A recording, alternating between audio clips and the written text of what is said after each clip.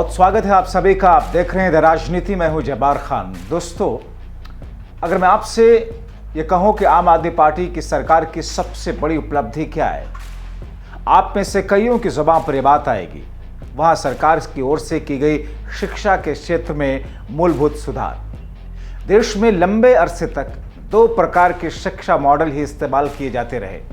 पहला कुलीन वर्ग का शिक्षा मॉडल और दूसरा आम जनता का शिक्षा मॉडल।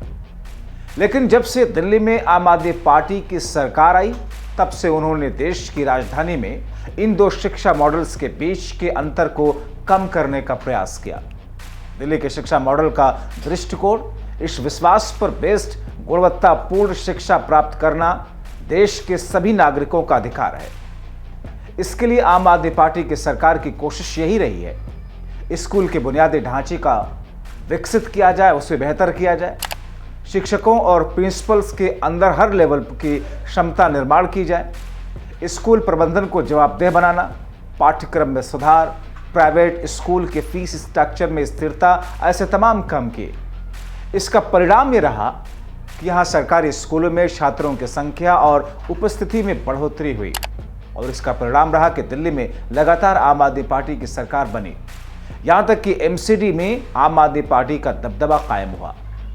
ये तो बात हुई दिल्ली की, लेकिन अब बात अरविंद केजरीवाल की पार्टी ने जिसको अपने साथ लाने में कामयाबी हासिल की, उनके बारे में जानेंगे तो यही कहेंगे। उत्तर प्रदेश में 2027 में होने वाले विधानसभा चुनाव के लिए आम आदमी पार्टी ने अभी से एक ऐसा चेहरा ढूंढा जिनका शिक्षा के क्षेत्र में योगदान और क्रेडिबिलिटी है। लेकिन उत्तर प्रदेश तक इन्हें ले जाने के लिए दिल्ली में सियासी तौर पर मजबूती दी जाए। दोस्तों, दिल्ली विधानसभा चुनाव की राजनीतिक तपिश की गर्मी में बीजेपी को हिट देने के लिए अभी से मोटिवेशनल स्पीकर और मशहूर ऑनलाइन कोचिंग टीचर अवध ओझा को केजरीवाल ने अपने साथ जोड़ा। सोशल मीडिया के जरिए चर्चा के केंद्र में रहे अवध ओझा ने दिल्ली विधानसभा चुनाव से पहले आम आदमी पार्टी का दामन थामा। अरविंद केजरीवाल और मनीष सिसोदिया ने अवध ओझा को पार्टी में शामिल कराया। इस दौरान केजरीवाल ने कहा कि अवध को पार्टी में शामिल होने से, इनके आने से दिल्ली की शिक्षा का मॉडल और मजबूत होगा। उनके अनुभव और दृष्टिकोण से हमारी शिक्षा नीति को नई दिशा मिलेगी। शिक्षा को लेकर हमारी पार्टी की नीतियां और काम से प्रेरित होकर उन्होंने पार्टी में शामिल हुए। बाबा साहब के सपनों को पूरा करने के लिए मिलकर के काम करेंगे।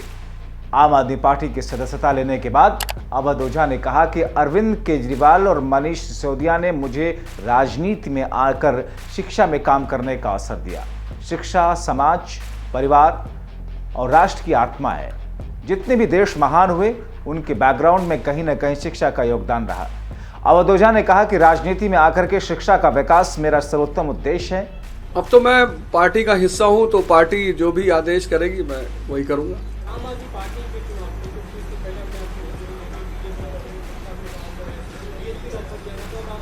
आपने आम आदमी पार्टी की जो शिक्षा का विकास धारा है, सिर्फ उसमें एक आध पॉइंट अगर आप देख लें कि 97% रिजल्ट है 12th का गवर्नमेंट स्कूल का। एक साल में तो 99% आया था।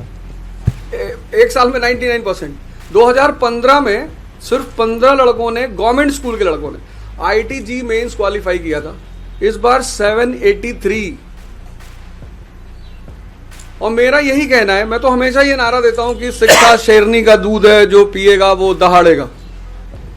और डॉक्टर सर्वपल्ली राधाकृष्णन जी कहते थे कि दो क्षेत्रों में देश के अच्छे दिमागों को आगे बढ़ना चाहिए, एक शिक्षा और एक राजनीति।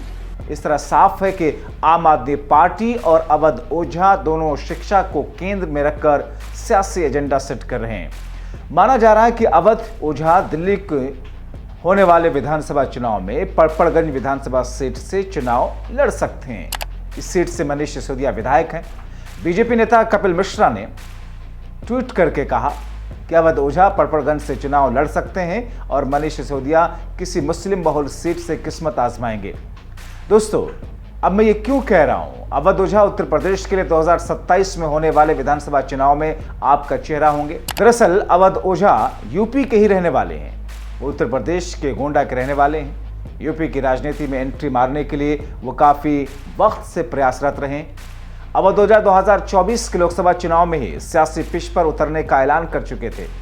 प्रयागराज सीट से बीजेपी के टिकट पर लोकसभा के चुनाव में लड़ने का ताना बाना बुन रहे थे। इस बात को उन्होंने खुद कबूल किया कि बीजेपी से लोकसभा चुनाव की टिकट चाहते थे, लेकिन बीजेपी ने उनको टिकट नहीं दिया। इतना ही नहीं, अवध ओझा ने कांग्रेस से भी टिकट मांगा, चाहा। कांग्रेस के टिकट पर ओझा अमेठी सीट से स्मृति ईरानी के खिलाफ चुनाव लड़ना चाहते थे, लेकिन कांग्रेस ने उन पर भरोसा नहीं जताया। बीजेपी और कांग्रेस दोनों ही अवध ओझा पर विश्वास दोनों ने नहीं जताया, लेकिन बीएसपी प्रमुख मायावती ने उन्हें फूलपुर लोकसभा सीट से चुनाव लड़ने का खुला ऑफर दिया। इस बात को अवध ओझा ने सार्वजनिक रूप से स्वीकार किया था और कहा था कि मायावती ने मुझे फूलपुर से चुनाव लड़ने के लिए कहा था, लेकिन मैं कांग्रेस से अमेठी और बीजेपी से प्रयागराज में चुनाव लड़ना चाहता था। अब दिल्ली विधानसभा चुनाव से पहले आम आदमी पार्टी का दामन थाम लिया उन्होंने और चुनाव लड़ने की जुगत में है। कांग्रेस और बीजेपी से टिकट नहीं मिलने के कारण उन्होंने अपना प्लान बदल दिया, आम आदमी पार्टी का दामन थामा। दिल्ली चुनाव में अवध ओझा अब केजरीवाल के साथ कदम ताल करते नजर आएंगे। अगर दिल्ली की राजनीति में अवध ओझा कामयाब हुए तो 2027 में यूपी के लिए आम आदमी पार्टी के चेहरों में से एक अहम चेहरा होंगे।